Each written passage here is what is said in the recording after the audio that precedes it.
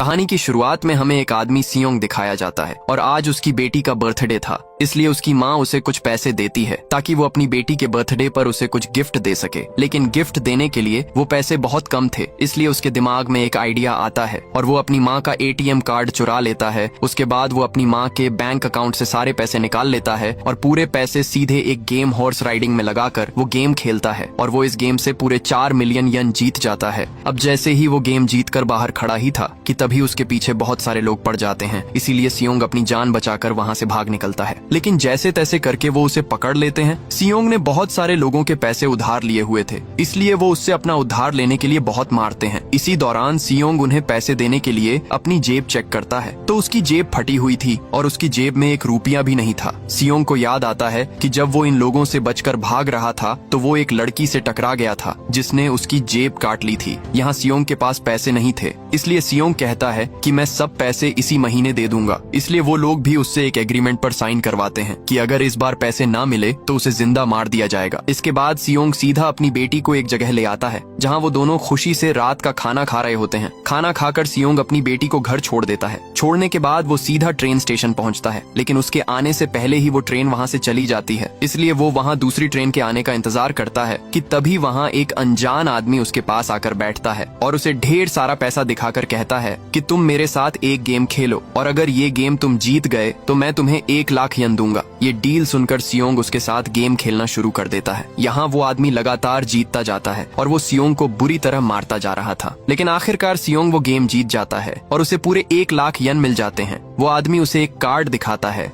और कहता है कि अगर और पैसा जीतना चाहते हो तो इस कार्ड पर दिए हुए नंबर पर कॉल करना। रात के समय सियोंग अपनी माँ के पास बैठा था और बहुत सारे पैसे देखकर उसकी माँ पूछती है कि इतने पैसे कहाँ से आए, तो वो उसे बताता है कि मैंने एक गेम खेली जिससे मैंने इतना पैसा जीता। इसी दौरान उसकी माँ बताती है कि अगले साल तुम्हारी बेटी अपने दूसरे बाप के साथ हमेशा के लिए यूएस जा रही है और हमें यहाँ पता चलता है कि सियोंग की तलाक हो चुकी है। उसके पास पैसे ना होने की वजह से उसकी बीवी ने उसे छोड़ दिया। उसकी माँ उसे बताती है कि अगर तुम कोर्ट में ये साबित कर दो कि तुम्हारे पास बहुत पैसे हैं तो तुम अपनी बेटी को अपने पास रख सकते हो। सियोंग भी हर हाल में अपनी बेटी को पास रखना चाहता था, लेकिन उसे पैसों की बहुत जरूरत थी, इसलिए वो उसी रात उस कार्ड पर दिए गए एक नंबर पर कॉल करता है। उसके बाद सियांग के पास एक गाड़ी आकर रुकती है और जैसे ही वो उसके अंदर बैठता है तो गाड़ी के अंदर गैस छोड़कर उसे बेहोश कर दिया जाता है। जब सभी की आंख खुलती है तो वो एक बेस में होते हैं जहाँ पूरे 456 लोग थे और सभी का सूट एक जैसा था, मतलब कि सभी प्लेयर थे और सभी प्लेयर्स को 24 घंटे मॉनिटर किया जा रहा था। इस गेम का होस्ट एक आदमी था जो कि फ्रंट मैन था। उसके बाद सियोंग एक बूढ़े आदमी से मिलता है जो कि प्लेयर नंबर 1 था। उसे ब्रेन ट्यूमर की बीमारी थी। वो उसे बताता है कि मेरे पास कुछ ही दिन है, इसलिए मैं अपनी जिंदगी का आखिरी समय यहाँ इस गेम को खेलकर गुजारना चाहता हूँ। इसी दौरान 2 प्लेयर आपस में लड़ रहे होते हैं, जिनमें एक लड़की साई बियोक थी और लड़का सियोंग था। यहाँ सियोंग उसे बुरी तरह मार रहा था कि तभी सियोंग उसे पहचान लेता है जिसने उसकी जेब काटी थी। सियोंग उसे जोर जोर से चिल्लाते हुए अपने पैसे वापस मांगता है, लेकिन इससे पहले कि वो उस लड़की से पैसे लेता वहाँ बहुत सारे गार्ड्स आ जाते हैं और सभी गार्ड्स के चेहरे अलग अलग शेप से ढके हुए थे। उनमें लीडर सभी प्लेयर्स को बताता है कि आपका इस गेम में वेलकम है और आपको यहाँ पर पूरी 6 गेम्स खेलनी होंगी और जो भी पूरी 6 गेम्स को जीतेगा उसे ढेर सारा पैसा दिया जाएगा। इसके बाद सभी प्लेयर्स से कॉन्ट्रैक्ट साइन करवाया जाता है जिसमें गेम के 3 रूल्स थे। पहला, कोई भी प्लेयर गेम के दौरान गेम को छोड़कर नहीं जा सकता। दूसरा, जो पार्टिसिपेंट गेम खेलने से इनकार करेगा उसे एलिमिनेट कर दिया जाएगा।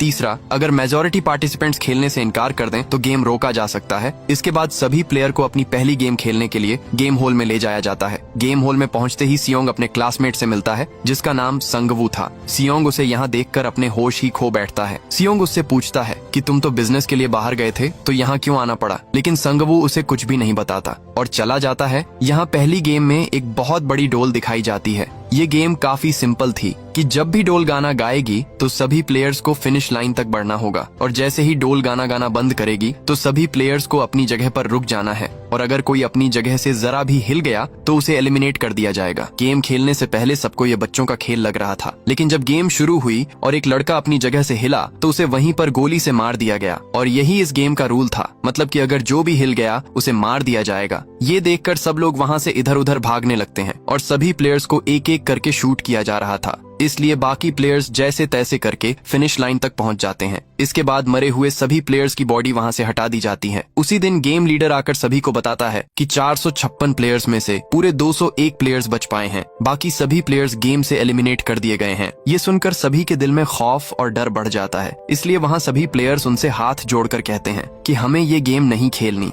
तभी सेंगवू वहाँ आकर कहता है कि अगर मेजॉरिटी प्लेयर्स चाहें तो इस गेम को बंद किया जा सकता है। इसलिए गेम लीडर सभी प्लेयर्स से वोटिंग कराने के लिए मान जाता है, लेकिन इससे पहले वो वोटिंग करते वहाँ उन्हें बहुत सारा पैसा दिखाया जाता है और ये पूरे 45 बिलियन यन थे। ये देखकर सबके होश ही उड़ जाते हैं, लेकिन अब ये सारा पैसा जो प्लेयर एलिमिनेट हुए हैं उनकी फैमिली को दिया जाएगा। इसके बाद गेम लीडर सभी प्लेयर्स से वोटिंग कराता है और सभी प्लेयर्स एक एक करके अपना वोट दे देते हैं और ज्यादा प्लेयर्स ने गेम ना खेलने का फैसला किया, इसीलिए वो गेम वहीं पर रोक दिया गया। और गेम लीडर उनसे कहता है कि अगर ये गेम आप दोबारा खेलना चाहते हैं तो आप इसे दोबारा ज्वाइन कर सकते हैं। इसके बाद सभी प्लेयर्स को वापस उनके घर छोड़ दिया जाता है। अगले दिन सियोंग सीधा पुलिस स्टेशन जाता है और वो पुलिस को उस गेम के बारे में सब कुछ बताता है कि उस जगह पर सभी लोगों की जान से खेला जा रहा है, लेकिन पुलिस को उसकी एक भी बात पर यकीन नहीं आता और वो उसे आगे से पागल बोलते हैं कि भला कौन ऐसा गेम खेलेगा जिसमें सबको मार दिया जाता हो। इसीलिए सियोंग पुलिस को वो कार्ड दिखाता है जिस पर वो नंबर लिखा हुआ था।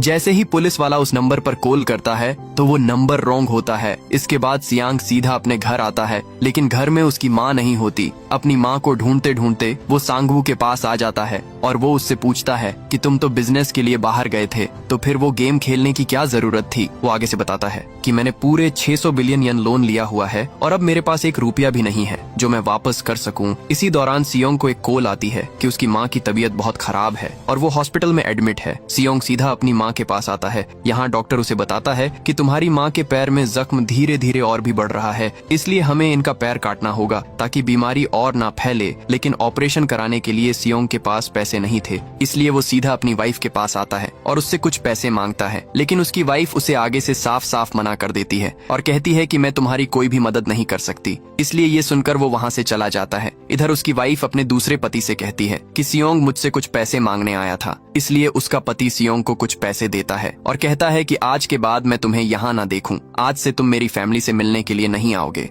ये सुनकर सियोंग गुस्से से उस पर अपना हाथ उठा देता है और कहता है कि तुम्हें क्या लगता है कि तुम मुझे कुछ पैसे देकर मुझसे मेरी फैमिली छीन लोगे। अब सियोंग उदास होकर अपने घर वापस आ रहा होता है कि तभी उसके घर में एक पुलिस ऑफिसर आता है और वो उससे उस गेम के बारे में पूछता है। दरअसल उस पुलिस ऑफिसर का भाई भी था और उसके घर जाने पर उसका भाई उसे नहीं मिला, लेकिन उसे वहाँ वही कार्ड मिलता है जिससे लोगों को उस गेम में इनवाइट किया जाता है। पुलिस ऑफिसर उसे बताता है कि मैं तुम्हारे पास इसलिए आया हूँ क्योंकि उस दिन तुम पुलिस स्टेशन पर आए थे और इसी गेम के बारे में तुमने रिपोर्ट करवाई थी और अब मुझे शक हो गया है कि मेरा भाई भी इसी गेम में गया हुआ है, इसलिए तुम मुझे वो जगह बताओ जहाँ ये गेम खेला जाता है। लेकिन सियोंग उसे साफ साफ मना कर देता है और कहता है कि मुझे इस गेम के बारे में कुछ भी नहीं पता। सियोंग जैसे ही अपने घर के दरवाजे पर पहुँचता है तो उसे वही कार्ड मिलता है, इसलिए अब उसके इस गेम को खेलने के अलावा कोई चारा नहीं था जिससे वो कुछ पैसों से अपनी माँ का इलाज करा सके। इसलिए वो गेम को दोबारा ज्वाइन करने का फैसला करता है और सभी प्लेयर्स को एक एक करके वहाँ से ले जाया जाता है। लेकिन इस बार वो पुलिस ऑफिसर भी सभी गाड़ियों का पीछा करते हुए उनके पीछे पीछे आ रहा था और सभी गाड़ियाँ उस शिप पर जा रही थीं। यहाँ वो पुलिस ऑफिसर भी एक गाड़ी के नीचे छुप जाता है। अब सभी गार्ड सीधा उस शिप तक पहुँच जाते हैं और यहाँ वो पुलिस ऑफिसर मौके का फायदा उठाकर उस गार्ड को गाड़ी में ही बेहोश कर देता है और उस गार्ड का सूट पहनकर उसे सीधा समंदर के अंदर फेंक देता है। जिसके बाद सभी गाड़ियाँ उस आइलैंड पर पहुँच जाती हैं और सारे प्लेयर्स को सीधा गेम हॉल में लाया जाता है। यहाँ सभी प्लेयर्स को उनका गेम सूट पहना दिया जाता है। गेम हॉल में आते ही वो बूढ़ा आदमी और सियोंग देखते हैं। इस बार पूरे 187 प्लेयर्स थे और इस बार पूरे 26 बिलियन यन जीतने वाले प्लेयर्स को मिलने वाले थे। जिसके बाद सभी प्लेयर्स को खाना दिया जाता है। रात में सेबियोक और उसकी दोस्त किम जू दोनों वॉशरूम में आती हैं और यहाँ सेबियोक सुरंग को पार करके एक जगह पर पहुँचती है जहाँ वो देखती है कि सब गार्ड्स किचन हॉल में कुछ अजीब सी चीजें बना रहे होते हैं। यहाँ ज्यादा देर होने की वजह से गार्ड उनके पीछे आ जाता है, लेकिन तब तक सेबियोक वहाँ से आ चुकी थी और वो किमजू को वहाँ के बारे में सब कुछ बताती है। लेकिन इसी दौरान सेंगवू उनकी बातें सुन लेता है इसलिए सुबह होते ही सेंगवू सेबियोक से कहता है कि मैं जानता हूँ कि कल रात तुम उस जगह पर गई थी जहाँ बहुत सारे गार्ड्स कुछ बना रहे थे, इसलिए ना चाहते हुए भी उसे बताना पड़ा। इसके बाद सभी प्लेयर्स को गेम हॉल में लाया जाता है जहाँ उनकी दूसरी गेम होने वाली थी। सभी प्लेयर्स को वहाँ 4 शेप्स में से कोई एक शेप चूज करनी थी। यहाँ इस गेम के बारे में सेंगवू को पता था, लेकिन उसने जानबूझकर अपनी टीम को नहीं बताया। दरअसल इस गेम का नाम डलगोना था। यहाँ हर प्लेयर को एक शेप वाली कैंडी मिलती है। प्लेयर को उस कैंडी से शेप तोड़े बगैर बाहर निकालनी होती है। यहाँ अगर वो शेप टूट गई तो सीधा उस प्लेयर को एलिमिनेट कर दिया जाता था, मतलब जान से मार दिया जाता है। सभी प्लेयर्स अपनी मर्जी से वो शेप चूज कर लेते हैं और पूरे 10 मिनट के अंदर अंदर ही गेम पूरा करना था। गेम शुरू होते ही सभी प्लेयर्स शेप को निकालने लगते हैं और जो भी उस शेप को तोड़ता जाता उसे वहीं पर मार दिया जाता। यहाँ गेम का टाइम भी पूरा होने वाला था, इसीलिए सियोंग के दिमाग में एक आइडिया आता है और तुरंत उस कैंडी को चाटने लगता है। ये देखकर सभी प्लेयर्स भी कैंडी को चाटने लगते हैं और जैसे तैसे करके टाइम खत्म होने से पहले ही सियोंग कैंडी से उस शेप को बाहर निकाल लेता है। इसलिए यहाँ वो एलिमिनेट होने से बच जाता है और वो इस गेम को भी जीत जाता है। इसके बाद सभी प्लेयर्स को वापस मैन होल में लाया जाता है जहाँ अब 108 प्लेयर्स ही रह गए थे। बाकी 79 प्लेयर्स अपनी जान गंवा बैठे थे और जो प्लेयर्स मारे गए उनका इनाम भी टोटल करके पूरे 34 बिलियन यन बन गए थे। ये देखकर सभी प्लेयर्स के होश ही उड़ जाते हैं। अगली सुबह सभी प्लेयर्स को नाश्ता दिया जाता है, लेकिन यहाँ नाश्ता लेते समय सेंग और उसकी टीम ने 2 बार नाश्ता ले लिया, जिससे बाकी 4 प्लेयर्स को खाना नहीं मिला। इसलिए वहाँ वो प्लेयर सीधा सेंग पर हमला कर देता है, लेकिन सेंग भी आगे से उसे बुरी तरह पीट डालता है, जिससे वो प्लेयर वहीं पर मारा जाता है। इसलिए उस प्लेयर को भी एलिमिनेट कर दिया गया और अब पूरे 107 प्लेयर्स बाकी बच गए। इधर हमें एक प्लेयर दिखाया जाता है जो डॉक्टर था और वो सब मरने वाले प्लेयर्स की बॉडी पार्ट्स को निकाल कर अलग अलग कंट्री में बेचता था और इस काम के फ्रंटमैन को जरा भी पता नहीं था। दरअसल कंट्रोल रूम में इनका एक आदमी था जो इन सब से मिला हुआ था और जो भी प्लेयर मारा जाता वो उसे सीधा एक सीक्रेट जगह ले आते जहां वो डॉक्टर उनके बॉडी के पार्ट्स को निकाल देता था। इसलिए फ्रंटमैन को इसके बारे में भनक भी नहीं थी, क्योंकि सभी प्लेयर्स की रिकॉर्ड हुई सब वीडियो को डिलीट कर दिया जाता, जिससे किसी को भी शक नहीं होता था। यहाँ हमें पता चलता है कि वो गार्ड्स डॉक्टर को पहले से ही गेम के बारे में बता देते थे ताकि वो डॉक्टर बचा रहे और वो सब प्लेयर्स की बॉडी के पार्ट्स को बेचते रहे। उसी दिन वो गार्ड डॉक्टर को बताता है कि आज रात तुम अपनी जान की हिफाजत खुद करोगे, क्योंकि आज रात सब एक दूसरे पर हमला करने वाले हैं। इसीलिए अगर तुम्हें जिंदा रहना है तो ताकतवर टीम को ज्वाइन करो। इसलिए डॉक्टर सीधा सेंग की टीम के पास आता है और डॉक्टर उसे छुपकर बताता है कि मैं अगली गेम के बारे में जानता हूँ। ये सुनकर सेंग बिना सोचे उस डॉक्टर को अपनी टीम में रख लेता है। इसी दौरान टाइम खत्म हो जाता है और सब लाइट्स बंद हो जाती हैं और तभी पूरे होल में सब प्लेयर्स एक दूसरे पर हमला कर देते हैं। इधर सियोंग पर भी एक प्लेयर हमला कर देता है, लेकिन तभी वहाँ पर सेंगवू आकर उसकी जान बचा लेता है, लेकिन इससे पहले सब एक दूसरे की जान लेते। इसी दौरान वहाँ गार्ड्स आ जाते हैं और यहाँ अब 107 प्लेयर्स में से सिर्फ और सिर्फ 80 प्लेयर्स ही बच पाए। अगली सुबह सभी प्लेयर्स को तीसरे गेम के लिए बाहर लाया जाता है, जहां उन्हें 10 प्लेयर्स की 2 टीमें बनानी थीं। यहाँ सेंगवू सबसे कहता है कि हमें अपनी टीम में ज्यादा से ज्यादा मर्द चाहिए ताकि हम इस गेम को जीत सकें। सभी प्लेयर्स एक एक करके अपनी टीम कंप्लीट कर लेते हैं। इसके बाद सब प्लेयर्स को गेम हॉल में लाया जाता है, जहां उन्हें टग ऑफ वॉर की गेम खेलनी थी, मतलब रस्साकसी, और जो भी टीम अपनी अपोनेंट टीम को नीचे गिरा देगी वही टीम गेम जीतेगी। पहले राउंड में सेंग की टीम के सामने किम की टीम आती है। इसी दौरान फायर के होते ही गेम स्टार्ट हो जाती है। यहाँ दोनों टीमें एक दूसरे को नीचे गिराने की पूरी कोशिश कर रही थीं, लेकिन तभी सेंग की टीम अपनी पूरी जान लगाकर किम की टीम को नीचे गिरा देती है और यहाँ किम की टीम एलिमिनेट हो जाती है। इसके बाद बारी आती है सियोंग की टीम की और उसके सामने वाली टीम गोंग की थी। दोनों टीमों को टग ऑफ वॉर के लिए लाया जाता है। यहाँ वो बूढ़ा आदमी यानी प्लेयर नंबर 1 कहता है कि परेशान होने की कोई जरूरत नहीं, क्योंकि मैंने अपनी जवानी में ये गेम बहुत खेली है, इसलिए हम ये गेम आसानी से जीत सकते हैं अगर हम अपना दिमाग यूज करें। अब दोनों टीमें आमने सामने तैयार खड़ी थीं। इसके बाद फायर होते ही गेम स्टार्ट हो जाती है। वो बूढ़ा आदमी बताता है कि सब एक साथ 3 कदम आगे बढ़ो। जैसे ही वो सब आगे बढ़े तभी उनकी अपोनेंट टीम नीचे गिर जाती है। इसी का फायदा उठाकर सियोंग की टीम अपनी पूरी जान लगाकर उन्हें नीचे गिरा देती है और आखिरकार ये गेम भी वो जीत जाते हैं। इसके बाद सभी एलिमिनेट हुए प्लेयर्स को उसी जगह लाया जाता है जहां वो डॉक्टर सभी प्लेयर्स के बॉडी पार्ट्स निकाल रहा होता है। तभी बात करते करते वो एक आदमी की बात करते हैं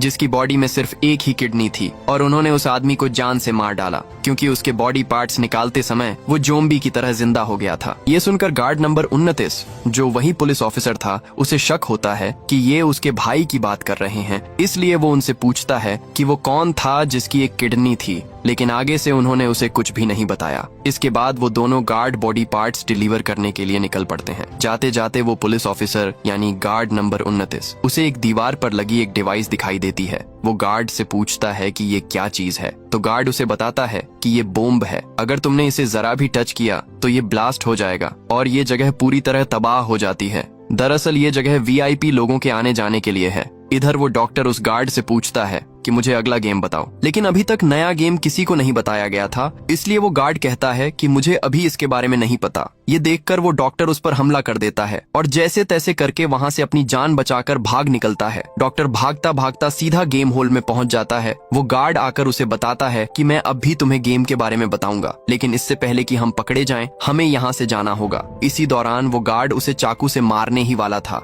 तभी वहाँ फ्रंटमैन आकर उसे गोली मार देता है। यहाँ वो फ्रंटमैन उसे बताता है कि तुम जो भी कर रहे थे मुझे इससे कोई फर्क नहीं पड़ता। मुझे अफसोस इस बात का है कि तुमने यहाँ मजबूर और बेगुनाह लोगों से फायदा उठाया, इसलिए फ्रंटमैन उसे वहीं पर ढेर कर देता है। इधर वो गार्ड नंबर 28 उस पुलिस ऑफिसर को घेर लेता है और कहता है कि तुम कौन हो, मुझे अपना चेहरा दिखाओ। इसलिए न चाहते हुए भी वो पुलिस ऑफिसर अपना मास्क उतार देता है। इसी दौरान वो उसे गन पॉइंट पर ले लेता है और कहता है कि अपना चेहरा दिखाओ। आगे से वो ऑफिसर पूछता है कि वो कौन था जिसकी तुम लोगों ने किडनी निकाली थी। वो उसे बताता है कि वो एक औरत थी। अगर तुम्हें यकीन नहीं आ रहा तो तुम फ्रंटमैन के कमरे में जाकर सभी की इन्फॉर्मेशन ले सकते हो, वहाँ तुम्हें हर प्लेयर के डॉक्यूमेंट्स मिल जाएंगे। ये सब पूछकर वो पुलिस ऑफिसर उसे वहीं पर गोली मार डालता है। इसके बाद वो पुलिस ऑफिसर सीधा फ्रंटमैन के कमरे तक पहुँच जाता है। पहुँचते ही वो वहाँ सभी प्लेयर्स की बहुत सारी फाइल्स को देखता है और इसी दौरान उसे उसके भाई की फाइल भी मिल जाती है, जहाँ उसके भाई का नंबर 132 था। मतलब वो भी एक प्लेयर था और उसने भी ये गेम खेली थी। इससे पहले वो और रिकॉर्ड चेक करता, तभी वहाँ फ्रंटमैन आ जाता है। ये देखकर वो तुरंत छुप जाता है। यहाँ फ्रंटमैन किसी के आने की बात कर रहा था,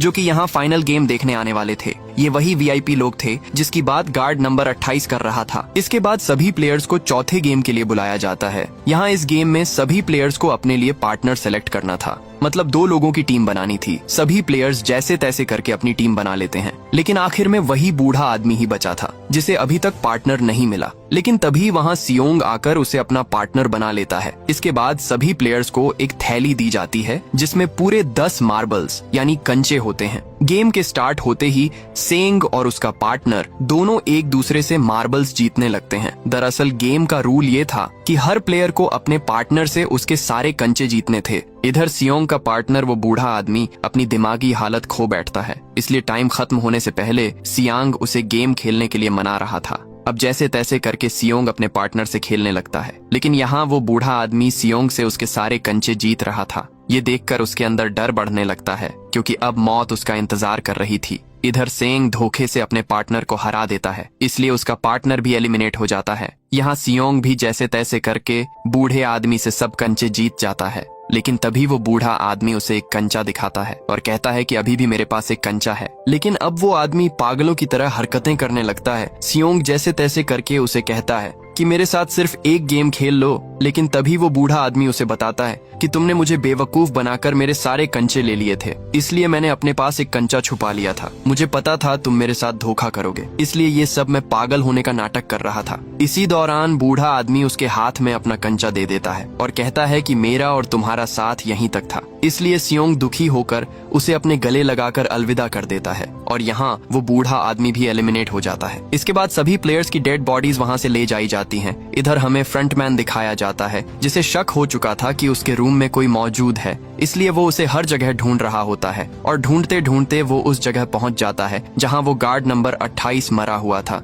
इसी दौरान उसे उसी पुलिस ऑफिसर का आईडी कार्ड मिलता है, जिसे देखकर उसे शक हो जाता है कि ये उसका भाई ही है। दूसरी तरफ वो सभी वीआईपी लोग फाइनल गेम देखने के लिए पहुंच चुके थे। इसके बाद सभी प्लेयर्स को 5वें गेम के लिए लाया जाता है। यहाँ सभी प्लेयर्स को 1 से 16 तक कोई भी नंबर सेलेक्ट करना था। सभी प्लेयर्स एक एक करके अपना नंबर सेलेक्ट कर लेते हैं, लेकिन जब सियोंग की बारी आई तो उसके सामने सिर्फ 2 ही नंबर थे, पहला 1 और दूसरा 16। यहाँ सियोंग सोच में पड़ जाता है, अगर वो पहला नंबर लेगा तो पहले नंबर पर गेम खेलनी होगी, और अगर 16वां लेगा तो आखिर में उसके पास टाइम खत्म हो जाएगा। लेकिन तभी वहाँ एक आदमी आकर कहता है कि मुझे पहला नंबर लेने दो, मुझे अपनी जिंदगी में कभी भी पहले नंबर पर आने का मौका नहीं मिला, इसलिए मुझे पहला नंबर दे दो। इसके बाद सभी प्लेयर्स को गेम एरिया में लाया जाता है। इस गेम में प्लेयर्स को शीशे का पुल पार करना था, जहाँ हर कदम पर 2 ग्लास थे। पहला मजबूत और दूसरा कमजोर। अगर गलत ग्लास पर कदम पड़ा तो सीधे नीचे और फिर जिंदगी का खेल खत्म। गेम टाइम स्टार्ट होते ही पहला प्लेयर आगे बढ़ता है और बढ़ते ही वो सीधा नीचे जा गिरता है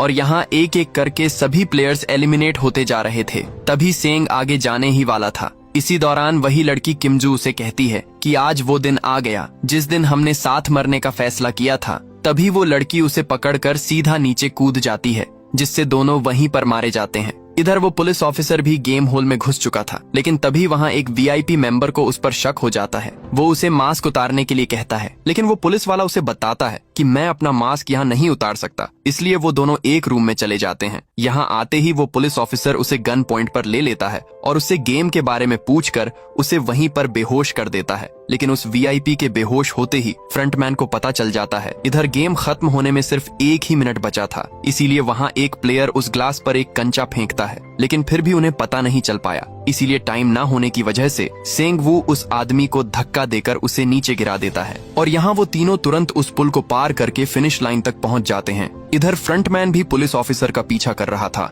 यहाँ वो पुलिस ऑफिसर ड्राइविंग सूट से समंदर को पार करता हुआ आगे बढ़ रहा था। वो फ्रंटमैन भी उसके पीछे पीछे ही था, लेकिन वो पुलिस ऑफिसर जैसे तैसे करके समंदर के किनारे तक पहुंच जाता है। लेकिन उसकी बदकिस्मती कि वहां पर सिग्नल का नामो निशान तक नहीं था। वो हेडक्वार्टर में कुछ तस्वीरें भेजता है, लेकिन सिग्नल ना होने की वजह से वो तस्वीरें हेडक्वार्टर तक नहीं जा रही थी। वो उन गार्ड से अपनी जान बचाकर भागता हुआ एक जगह पर पहुंच जाता है, लेकिन उसके आगे पानी था और फ्रंटमैन उसके पास था, इसलिए वो तुरंत उस पर गोली चला देता है। इसलिए वो फ्रंटमैन अपना मास्क उतार देता है तो उसे पता चलता है कि ये उसका अपना ही भाई है। इसी दौरान फ्रंटमैन भी उस पर गोली चला देता है और वो सीधा पानी में जा गिरता है। इधर हमें बाकी बचे सिर्फ 3 प्लेयर्स दिखाई देते हैं। यहाँ सेबियोक की तबीयत खराब थी, इसलिए सियोंग उसे बताता है कि हम सेंगवू को हराकर दोनों गेम जीत लेंगे। लेकिन सेबियोक उससे कहती है कि तुम मुझसे वादा करो, अगर मुझे कुछ हो गया तो तुम मेरे भाई का ख्याल रखोगे। इसी दौरान उसकी तबीयत बिगड़ने लगती है। सियोंग भागकर सीधा उन गार्ड्स को जोर जोर से बुलाता है, लेकिन तब तक देर हो चुकी थी। सियांग जैसे ही सेबियोक के पास आता है तो वहाँ उसे सेंगवू मार चुका था। ये देख उसका दिल अंदर से टूट जाता है और अब बचे 2 प्लेयर, जिनमें से जीतने वाले प्लेयर को पूरे 45 बिलियन यन मिलने वाले थे।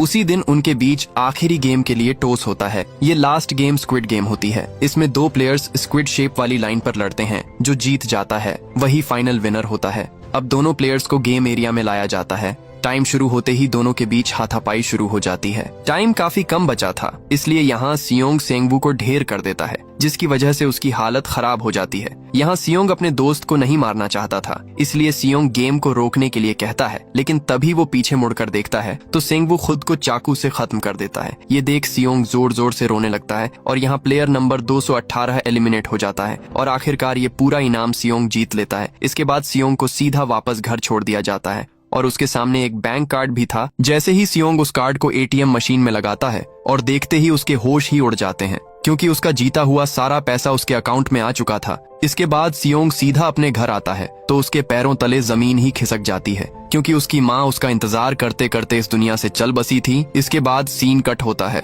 और हमें पूरे 1 साल के बाद दिखाया जाता है, जहाँ सियोंग एक समंदर के किनारे बैठा था। उसकी हालत अब बहुत बिगड़ चुकी थी, क्योंकि अब वो इस दुनिया में बिल्कुल अकेला था। यहाँ तक कि उसने 46 बिलियन यन में से 1 भी रुपया इस्तेमाल नहीं किया, क्योंकि वो सारा पैसा बेकसूर जानों का था। इसी दौरान वहाँ उसे एक औरत फूल लेने को कहती है। जैसे ही सियोंग उस फूल को लेता है तो उस पर एक कार्ड था जो कि उसी स्क्विड गेम का था और उस पर एक लोकेशन भी दी गई थी। सियोंग जैसे तैसे करके उस लोकेशन पर पहुंच जाता है और पहुंचते ही वो देखता है तो उसे वही बूढ़ा आदमी यानी प्लेयर नंबर 1 दिखाई देता है। वो उसे कहता है कि उम्मीद करता हूँ कि तुमने इस गेम को खूब एंजॉय किया होगा। वो उसे बताता है कि मैं ही इस गेम का लीडर था। दरअसल मेरी जिंदगी में कोई भी नहीं था, मैं अकेला ही इस दुनिया में रह गया था, इसीलिए ये गेम मैंने शुरू करवाया था और मैं अपने टीम मेंबर से मिलकर ये गेम खेल रहा था और इसलिए मेरा नंबर प्लेयर 1 था, ताकि मैं भी गेम में एंजॉय कर सकूं। ये सब कहकर वहीं पर उस आदमी की मौत हो जाती है। इसके बाद सियोंग सीधा सेबियोक के भाई के पास जाता है। वो उसे लेकर सेंगवू की माँ के हवाले कर देता है और कहता है कि